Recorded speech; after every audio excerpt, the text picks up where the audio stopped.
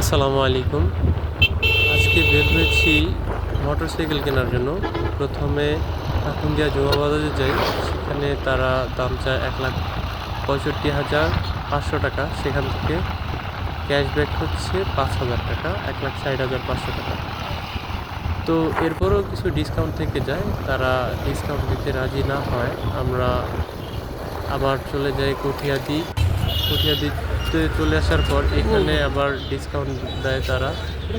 ১০,০০০ টাকা ডিসকাউন্ট, আমরা ২,৫০০ টাকা ৫,০০০ টাকা দিয়ে ডিসকাউন্ট, মানে বিরিয়ানি ক্যাশব্যাকের নিবো এখন। পরেও ২,৫০০ টাকা ডিসকাউন্ট দেয়। তারপর হচ্ছে আমরা এখান থেকেই মোটরসাইকেলটি নেওয়ার সিদ্ধান্ত নিই।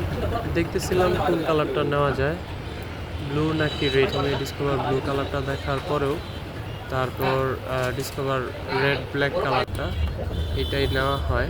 মন মোটরসে অনেক ধরনের মোটরসাইকেলই আছে, তার মধ্যে আমরা ডিসকভার 125টাই নিই। পেন্ডিং।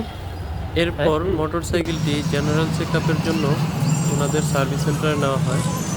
আসলে মন মোটরসের প্রত্যেকটা স্টাফ এবং ওনার খুবই ভালো, ওনাদের বিহেভিয়ার খুবই ভালো এবং ওনারা সব থেকে বেশি ডিসকাউন্ট দিয়ে থাকে।